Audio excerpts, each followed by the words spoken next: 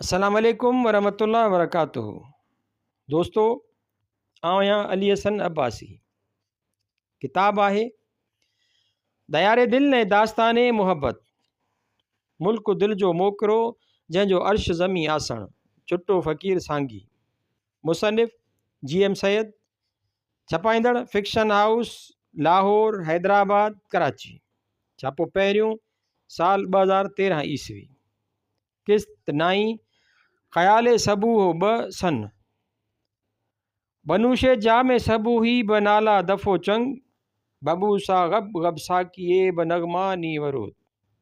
माना सबूह जे शराब जो प्यालो दफ़ ऐं चंग जे आवाज़ ते पीउ ऐं साकीअ जे गब गब खे उन जी आवाज़ ते चुमी ॾे। अॼु सुबुह जो किताब नेपोलियन बोना सियाबिड जी तसनीफ़ मुतरजम सईद मुइनुद्दीन जो चौथों जुल्द पढ़ी रहियो हुउसि, जंहिंजे आख़िर में नेपोलियन खे फ़ॉन्टेनब्लो जी महल मां सल्तनत तां माज़ूल करे जज़ीरा ऐं एल्बा ॾे मोकिलियो वियो थे। उन वक़्तु संदसि साथी शाही हिन गार्डन खां ही मोकिलाए थो, जंहिं ते नेपोलियन ऐं हाज़रीन खां ॻोड़ा ॻड़ी पवनि था। उन ते ख़्यालु करे रहियो हुउसि त उहा हालत कहिड़ी हुई ऐं छो पैदा थी। त उन वक़्तु 10 फरवरी 1928 ईस्वीअ ते साॻिए क़िस्म जो वाक़ियो यादि पियो। उन तारीख़ ते शेख अब्दुल लतीफ़ उर्फ़ मियादाना हिकु उमिरि रसीदा बुज़ुर्ग मुजावर शाह हैदर वफ़ात कई हुई। उन जी उज़र ख़्वाहीअ लाइ वटनि वियो हुउसि, जिते उन जो ॿियो भाउ मियां हुसैन रोई रहियो हो। शाह हैदर जे मुजावरनि मां 2 भाइर पोढ़ा ऐं बेनसल हुआ। उहो मौक़ियो अफ़सोसनाक हो, पर मूं तहमुल खां कमु वरितो। उन जज़्बे हेठि त इंसानी रूह अदम खां अची पंहिंजो दोहराए सफ़र तइ करे थो, हीउ फ़र्द बि पंहिंजो सफ़र तइ करे वञे थो। उहा रोज़मर्रा जी ॻाल्हि हुई। उन ते अफ़सोस ऐं ग़म करण जो कहिड़ो ज़रूरु हो। उन वक़्तु दिलि अहिड़ी मज़बूत हुई जो पक हुयमि त उन वक़्तु जेकॾहिं कहिड़ो बि नज़ारो ॾिसां हा त असरु न पवे हा। ऐं उन ई महिल संदसि वॾे भाउ खे माण्हुनि चयो त संदसि भाउ जो जनाज़ो ॿाहिरि कढी रहिया हुआ। उन जो हली आख़िरी दीदार करियो। उन ते हिन वक़्तु आमेज़ आवाज़ में चयो त शइ मालिक घुराए वरिती, हाणे मुंहुं ॾिसी छा कंदुसि।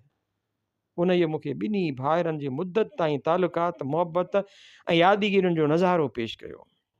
मरहूम जो हशर छा थियण वारो हो, तंहिं बाबति सिर्फ़ु एतिरो अंदाज़ो होमि त हीउ सफ़र पूरो करे वरी कंहिं ॿी दुनिया जो सफ़र शुरू कयो हूंदाईं। हिन जा तालुकात चिटा, हिननि जी दाइमी जुदाईअ यकदमि मुंहिंजी मज़बूत दिलि ते अहिड़ो असरु कयो जो यकदमि ॻोढ़ा वही निकिता। उन वक़्तु बि उन ई राज़ जी मालूम करण बाबति कई सवाल पैदा थिया हुआ, पर कुझु सम्झ में न आयो। अॼु हिन वाक़िए जे साम्हूं अचण बाद हेठियां सवाल पैदा थिया, जिन खे हल करण लाइ वेठुसि। नंबर 1, बेअख्तियार रुअण छो अचे थो। नंबर 2, सदमो छाखे चइजे थो। नंबर 3, उन जो बुनियादी कारण कहिड़ो आहे। नंबर 4, नेपोलियन वारे सदमे ऐं हिन फोतीअ जे सदमे में कहिड़ो फ़र्क़ु हो, जन रुआरियो थिए। नंबर 5, पखी बहारीअ में ख़ुशि ऐं ख़िज़ा में ग़मगीन छो था रहनि। नंबर 6, ख़ुशी ऐं रंज छा आहिनि। मथियनि सवालनि जा गौर करण बाद हेठियां जवाब आया। नंबर 1, बेअख्तियार रुअण जो कारण हसास दिलि आहे जा फिराक जे सदमे करे ग़म में पाणीअ वांगुरु पलटिजियो पवे। नंबर 2, सदमो विसाल जे ओचितो टुटण, उम्मीदुनि जे ख़ात्मे या नाक़ाबिल तलाफ़ी नुक़सान जे पहुचण, तालुकात जे छिजण करे पहुचे थो।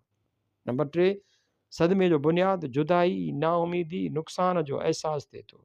नंबर 4, नेपोलियन जो सदमो संदसि सल्तनत जो ख़ात्मो, संदसि तजवीज़ुनि ऐं उम्मीदुनि जो ख़तमु थियणु हो, ऐं शेख साहब जो सदमो ॿिनि भाइरनि जी जुदाई ऐं लाॻापन जो टुटणु हो। नंबर 5, पखी बहारीअ में ख़ुशि हालात साज़गार हुअण ऐं गुलनि जे विसाल करे थियनि था, ऐं ख़िज़ा में उन हालात जे बदिलजण ऐं गुलनि जी अदम मौजूदगीअ करे ग़मगीन थियनि था।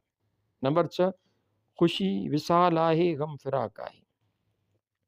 उन जी तशरीह में ही नोट लिखियो हो, इंसानी रूह दरियाए वहदत मां निकिरी हेठि आलम कसरत में सफ़र तय करण ऐं तजुर्बा हासिल करण लाइ हिते आयल आहे। उन मां विसाल ऐं फिराक जो पतो पवे थो। दरियाए वहदत में विसाल होसि ऐं आलम कसरत में फिराक अथसि, लेकिन क़ादिर उनखे सफ़र संजो करण लाइ ॿियनि ॻाल्हियुनि सां गॾु ग़फ़लत जो पर्दो अता कयो आहे। माण्हूअ जी फितरत में विसार लाइ मुहबत समायल आहे। हिते जॾहिं उन फितरी तक़ाज़ा मुताबिक़ कनि शयुनि सां रग़बत या लाॻापो रखी सफ़र संजो करणु घुरे थो त सिफ़ात जी बेसबातीअ खां बेख़बर हुअण करे उन में अहिड़ो महू थियो वञे जो जॾहिं उन लाॻापे खां जुदाई थिएसि थी त कमज़ोर थियो पवे। रोअण फ़िराक में कमज़ोरीअ जो अहसासु आहे। फ़िराक जा घणा दर्जा थियनि था जंहिंजो मदार मुहबत जी गहराईअ ते रहे थो। जेतिरो मुहबत या लाॻापो वधीक गहरो हूंदो ओतिरो उन जी जुदाईअ जो सदमो बि सख़्तु थिए थो।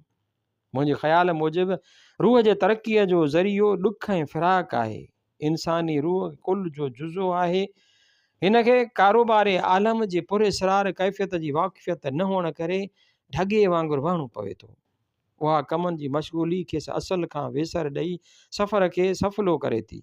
न त जुदाईअ जो फ़िराक एतिरो अमीक़ आहे जो ज़िंदगीअ खे ख़तमु करे सघे थो।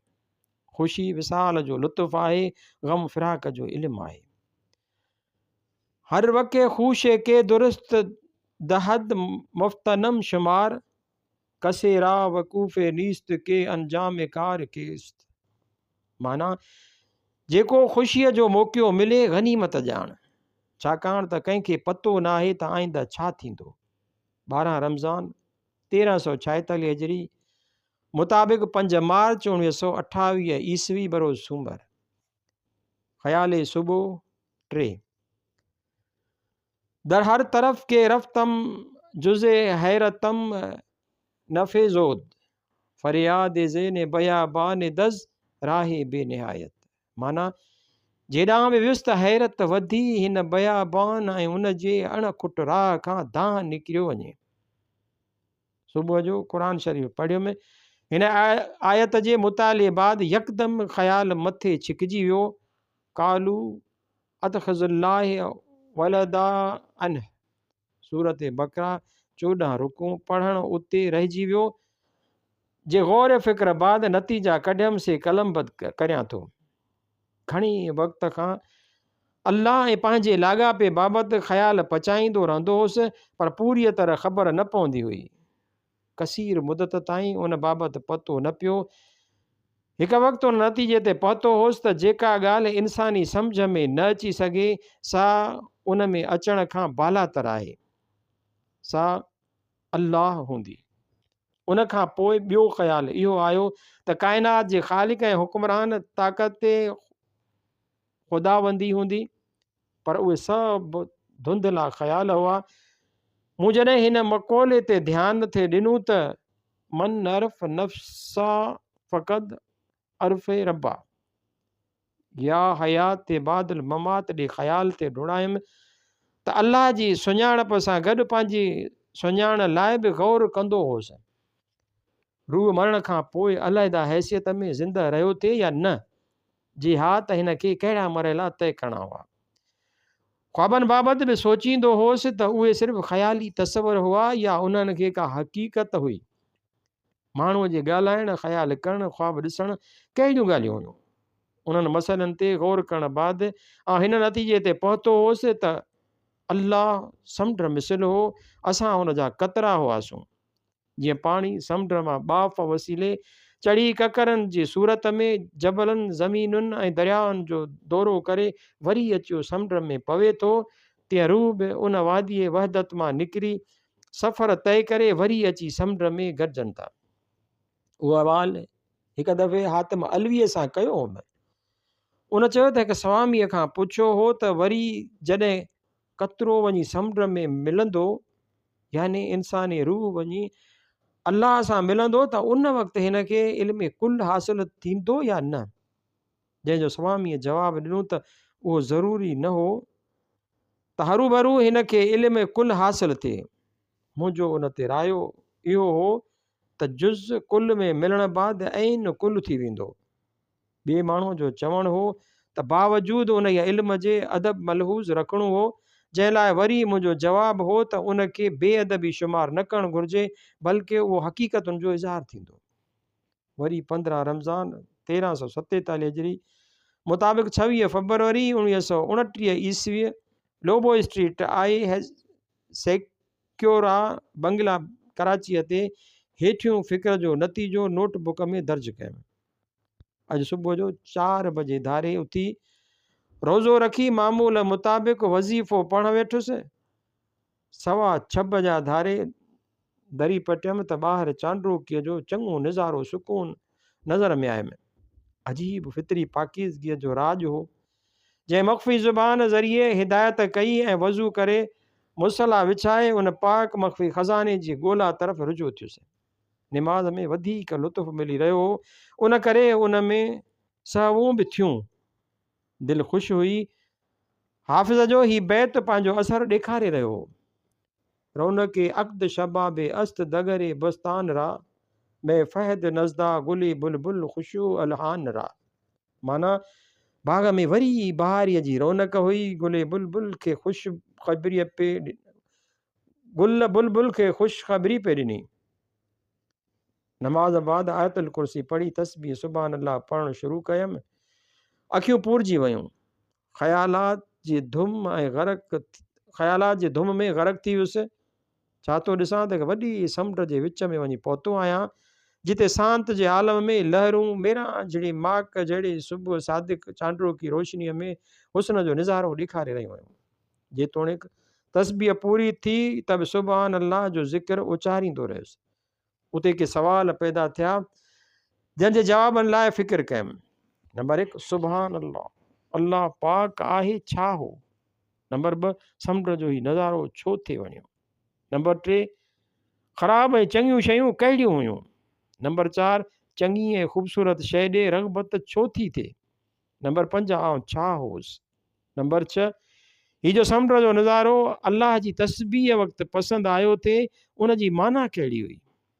नंबर 7 अल्लाह जो कुर्ब अहिड़ी फितरी नज़ारनि में ज़्यादा आहे छा।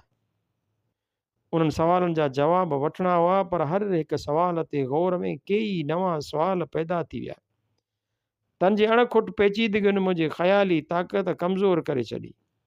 शबे तारीख़ वयम मौजे गर्दाबे चनी हाल कुजा दानद हाले मां सबक साराने साहिल मां। यानी राति ऊंदा ई कुननि जा कड़का ऐं लहरुनि जा ढंब उन जी कंधीअ ते वेठल आराम वारनि खे कहिड़ी ख़बर। पढ़ी कुदरत खे ॿाॾायमि। उन तरफ़ इशारो मिलियो त हल त तोखे कुझु सैर कराए राज़नि खां वाक़ुफ़ु करियां, पोइ तोखे जवाब मुयसरु थी वेंदा। उते ज़ुबानी जवाबनि जी जाइ न हुई। सिगोई मावियत जी हालत में अची वियुसि। रुगो समुंड ॾिसण में आयो। ऐं पाण खे समुंड सम्झणु लॻुसि।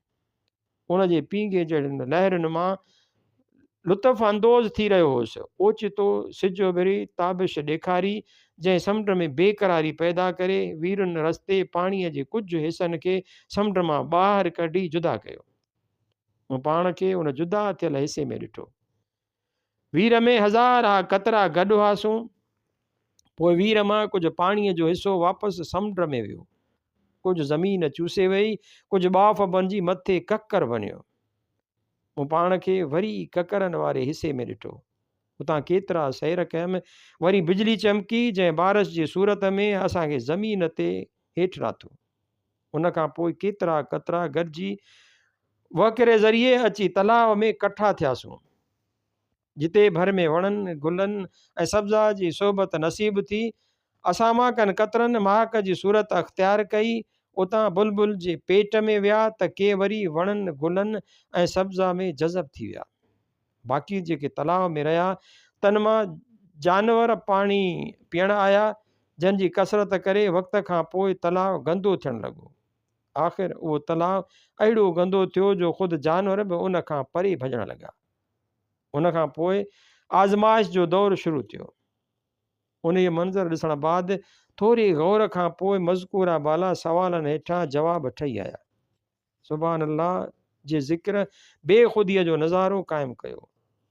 1 नंबर 2 समुंड जे नज़ारे में वहदत इलाही जो मंज़र नज़र आयो थिए।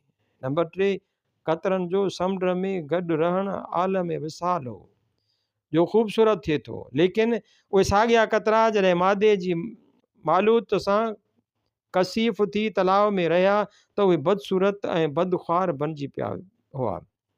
नंबर 4 हुस्न जी कशिश वहदत इलाही जी कशिश जो जुज़ो हुई। नंबर 5 वहदत इलाही जो कतरो होसि, समुंड वहदत इलाही मिसल हो। नंबर 6 ज़िक्र इलाही समुंड जी लहरुनि वांगुरु मइवियत में गुम थी कयो।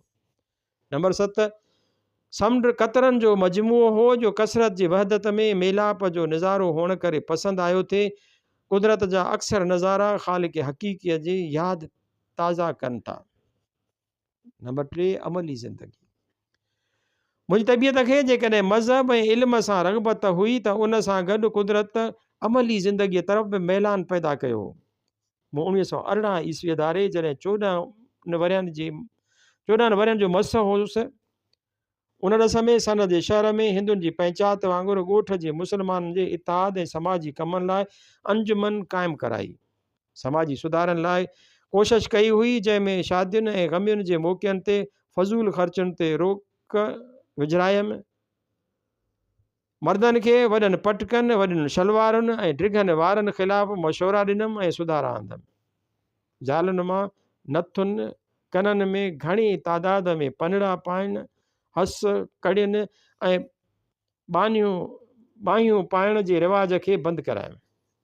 ॻोठ में आम माण्हुनि खे बाहिमी इख़्तिलाफ़नि लाइ कोर्टुनि में फ़ैसिला कराइण जे एवज़ बाहिमी समझौते सां फ़ैसिला कराइण जी तरग़ीब ॾिनमि।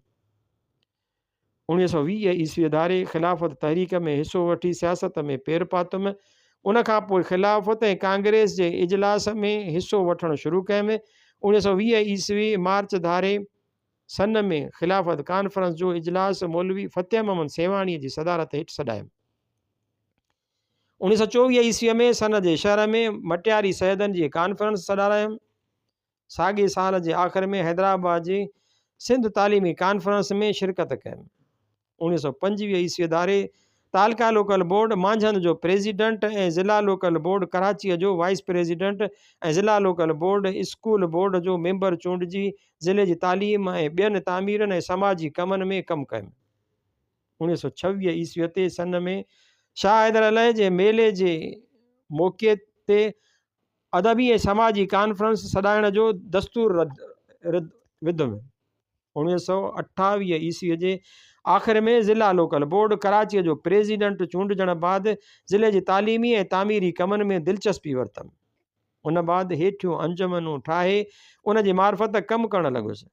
ज़िला लोकल बोर्ड जे जुमिला कमेटियुनि में हिसो वठणु आफ़ीसरनि ऐं आफ़ीस अमले जे अदम ताउन ऐं रंडकुन हूंदे ज़िले जी तामीरी कमनि में कमु कंदो आयुसि। कराची म्यूनिसिपल में एक्स ऑफिशो मेंबर हुअण जी हैसियत में उन जी मीटिंग में वञणु ऐं कम में हिसो वठणु, कराची म्यूनिसिपालिटीअ जे गार्डन कमेटीअ ऐं म्यूज़ियम कमेटीअ जी मेंबर तौरु कमु कयमि। सिंध सेंट्रल कोऑपरेटिव बैंक जी मुख्य डायरेक्टर तौरु उन जी जुमिले कमेटियुनि में कमु कयमि। मलीर कोऑपरेटिव सोसाइटियुनि जहिड़ोकि कैरेडिक सोसाइटी, सीड सोसाइटी ऐं सेल सोसाइटियुनि में मलीर जे आबादगारनि खे संदन माली मुश्किलातुनि खां ॿाहिरि कढण लाइ कमु कयमि। कराची ज़िले जे ॻोठ सुधारक हलचल जी सेक्रेटरी तौरु तहरीक जो पैगाम ज़िले जे ॻोठ ॻोठ ताईं जलसनि ज़रिए पहुचायमि। फ्री मेसन जमायत में मेंबर तौरु तरबियत वरितमि। कराची ज़िले जे ज़मींदार ऐं आबादगार एसोसिएशन जे सेक्रेटरी तौरु कमु कयमि। थियोसॉफिकल सोसाइटीअ में दाख़िल थी उन जे मुख़्तलिफ़ ब्रांचुनि में कमु कयमि, जहिड़ोकि यूथ लीग, एसोथेरिक सेक्शन, कॉमेंसरी ज़रिए मालूमात वधायमि। कराची ज़िले cooperative institute mister Jamshed Mehta जी चेयरमैनीअ हेठि क़ाइमु करे उन जी सेक्रेटरी तौरु ज़िले ऐं कोऑपरेटिव तहरीक जो पैगाम पहुचायमि ऐं इक़्तिसादी सर्वे करायमि। सिंध में बम्बई कोऑपरेटिव इंस्टीट्यूशन जे मेंबर तौरु उन्हनि में दिलचस्पी वरितमि। अंजुमन तरक़ी उर्दू कराचीअ जी मैनेजिंग कमेटीअ ते कमु कयमि। सिंध जे जुदाईअ वारी तहरीक में हिसो वरितुमि। कराची यंग मेन्स एसोसिएशन में दिलचस्पी वठी मेंबर ऐं सदर तौरु कमु कयमि। सिंध मदरसा बोर्ड ते मेंबर तौरु साल कमु कयमि। सिंध मोहम्मदन एसोसिएशन में मेंबर तौरु कमु कयमि। कांग्रेस कमेटी सन जे प्रेसिडेंट तौरु कमु कयुमि। मुस्लिम जिमखाना कराचीअ जो मेंबर थी रहियुसि। एडारियो वेलफेयर एसोसिएशन जो मेंबर थी कमु कयुमि। शाह लतीफ़ जे मेले ते अदबी ऐं कल्चरल कॉन्फ्रेंस में मीरा मोहम्मद शाह सां गॾु कमु कयुमि। सिंध हारी कमेटीअ खे 1930 ईस्वीअ ते मीरपुर ख़ास में जमशेद मेहता, जेठमल परसराम ऐं शेख अब्दुल मजीद जी शमूलियत सां बर्पा कराए सेक्रेटरी तौरु कमु कयुमि।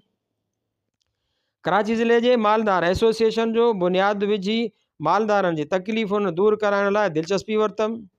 कराची ज़िले जे मीरबारनि जी एसोसिएशन जो बुनियादु विझी उन्हनि जे तकलीफ़ुनि दूर करण ऐं हालत सुधारण जे कम में दिलचस्पी वरितमि। मदरसा हाशिमिया सिजावल जे ट्रस्टी तौरु कमु कयुमि। ज़िला लोकल बोर्ड दादूअ जे रस्तनि वग़ैरह जे तामीर लाइ वाइस प्रेसिडेंट तौरु कमु कयुमि। उन वक़्तु अंग्रेज़नि ख़िलाफ़ु आज़ादीअ जी हलचल हली रही हुई। उन जे यूथ लीग ऐं कांग्रेस इजलास में शरीक थियण करे अंग्रेज़ी अमलदारनि जे दुश्मनीअ जो कारण बणियुसि।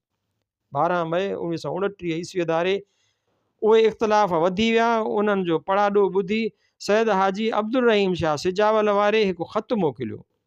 उन मां उन वक़्त जे हालतुनि ते रोशनी पवण ख़ातिर उन जा टुकड़ा हेठि ॾियां थो। मनज़ बेगानेगान हरगज़ न नालम के बामा हर चा कुर्द आने आशिना कुर्द। माना आऊं धारियनि जे ज़ुल्म खां दाहूं नथो करियां, मूंसां पंहिंजनि वेधनि वहाया आहिनि। अव्हांखे ख़ुदाई अता कयल इस्तक़लाल जी मुबारक हुजे। ॿियो को हुजे हा त हेतिरी छिकताण ते हुंद बुज़िल थी पवे हा। उमेद त अव्हां उन्हनि मिलनी तकलीफ़ुनि खां लंघी वञी पार पवंदा। उन्हीअ में अव्हांखे ज़्यादा मज़बूत करण लाइ शायदि ख़ुदाई ख़्वाहिश आहे। दुश्मननि जा मुंहं उमेद त स्याह थींदा। वॾो ॼार पकड़ियल हो, ही ख़ार मुफ़ीला आहिनि, उन्हनि जी फ़िक्र न कयो। अव्हांखे सच जे संदरे मज़बूत कयो आहे जो रोज़ बरोज़ मज़बूत थींदो वेंदो। अब्दुल रहीम शाह। उन वक़्त धारे 26 जून 1929 ईस्वीअ ते ॻोठु ख़त लिखियुमि जो उन वक़्त जे तासुरात जी अकासी करे थो। उहो बि पेश करियां थो। ॻोठ खां घणो ॿाहिरि रहण करे ईअं न सम्झणु घुरिजे त अज़ीज़ ख़वेश ॻोठ राज विसरी विया अथमि, पर हिते मुल्की ख़िदमत जे जुनून में मशगूल रहण करे ॻोठ ख़त पट बि कोन लिखी सघियो आहियां। जेतोणीकि हालत उहा आहे त हिते ख़िदमत जे एवज़ मुर्गो दुश्मनियुनि जो शिकार बणिजो पियो अथमि बणिजणो पियो अथमि। अवाम में बेदारी कान आई आहे। वटनि रिढूं सभु बूथ कारियूं आहिनि। हाफ़िज़ शिराज़ीअ उन्हीअ खे मदे नज़र रखी चयो आहे त मारिफ़त नीस्त दरीने क़ौम ख़ुदा या मददी ताबरम गोहरे ख़ुदारा बखरी मदारे दगर। माना हिन क़ौम में सियाणप जो मादो न आहे। अल्लाह साईं मदद कर। छा आउं पंहिंजे इल्म ऐं ख़िदमात खे ॿियनि दरनि ते वञी विकिणां? उन्हनि मुश्किलातुनि ऐं रंडकुनि हूंदे बि मूं उन वक़्तु पाण खे समाजी, सकाफ़ती, इक़्तिसादी, सियासी ऐं लोकल बॉडीज़ जे कमनि में मशगूल रखियो हो। चवंदो होसि, बोजेम के आसूदगी मां अदम मास्त मां ज़िंदा बानीम के आराम नगीरम। माना उहा लहर आहियां जंहिंजी ज़िंदगीअ जो मदार संदसि तलातम ते आहे। मुंहिंजी आसूदगी या आराम मौत बराबरि आहे। उन वक़्तु धारे शेख अब्दुल मजीद सिंधीअ खे बम्बई काउंसिल में बीहारे उन जी कामयाबीअ लाइ वर्क कयमि। उहो कामयाबु थियो। उन ते हाजी अब्दुल रहीम शाह सिजावल वारे हेठियों ख़त मोकिलियो। शेख अब्दुल मजीद सिंधीअ जी अज़ीम कामयाबीअ जूं लख लख मुबारकूं हुजनि। हक़ीक़त में उहा कामयाबी अवां साहिबनि जी कोशिश जो नतीजो आहे। अल्लाह पाक जा बेशुमार अहसान आहिनि जंहिं ग़रीब तबिके जे एवज़ीअ खे फतह कराई। अब्दुल रहीम उन वक़्तु बावजूदु कसीर सियासी, सकाफ़ती, समाजी ऐं इक़्तिसादी मशगूलियुनि जे बि रमज़ान जो महीनो ॻोठु रही इबादत ऐं मुताले में मसरूफ़ रहंदो हुउसि। हाजी अब्दुल रहीम शाह सिजावल वारो परहेज़गार, आबिद, मज़हबी रुझान जो बुज़ुर्ग हो। उन जे ख़त जे टुकड़े खे सबूत में पेश थो करियां। इबादत लाइ गोशा नशीन थियणु ठीकु आहे, पर अव्हां जेका ख़ल्क़ जी ख़िदमत करे रहिया आहियो सा बि इबादत आहे। तंहिं करे अव्हां जहिड़नि माण्हुनि खे कुझु वक़्त लाइ बि गोशा नशीन थियण जी ज़रूरत न आहे। बावजूदि अहिड़ियुनि हिदायतुनि जे इबादत मुताले ऐं ग़ौर फ़िक्र में मशगूल रहंदो आयुसि।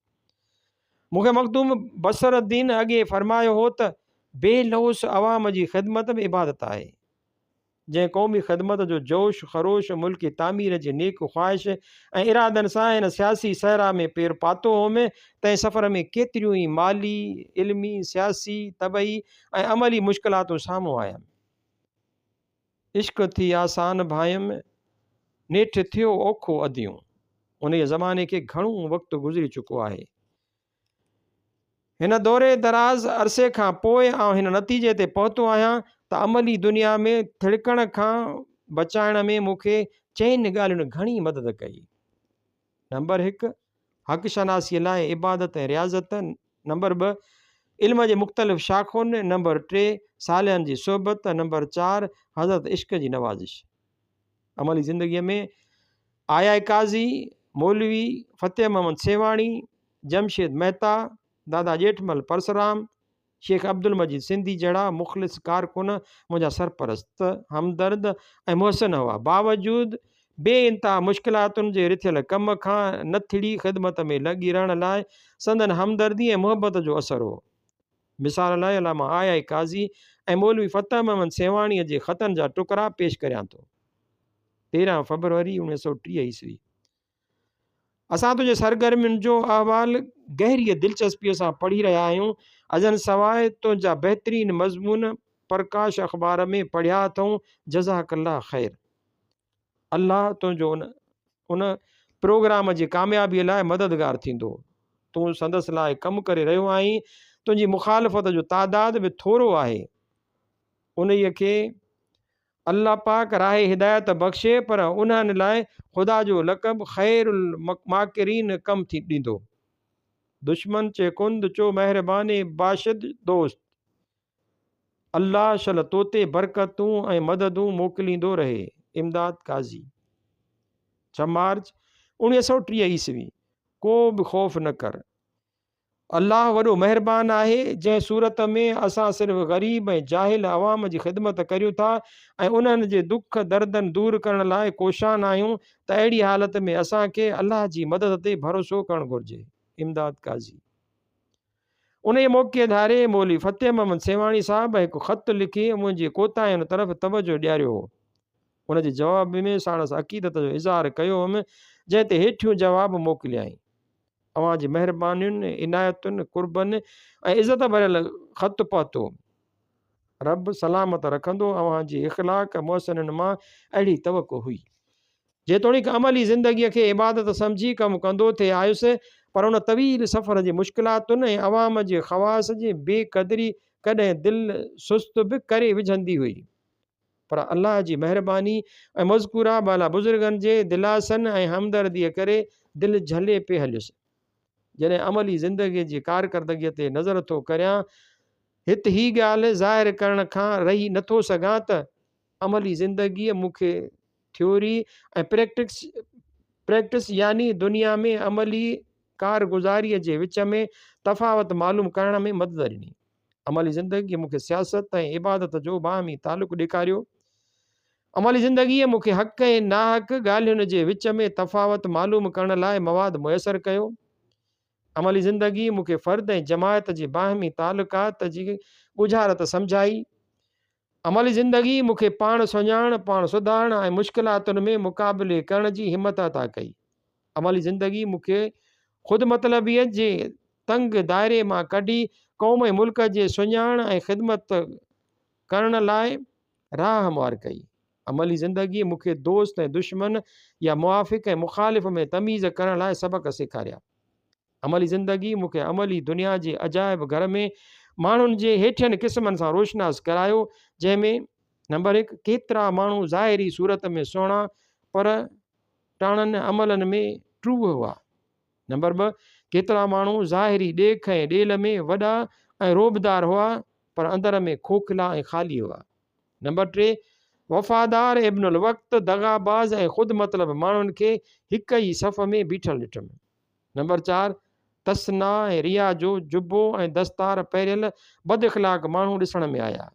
नंबर 5, बेदीन माण्हुनि खे मज़हब जो अलमबरदार बनायो वियो।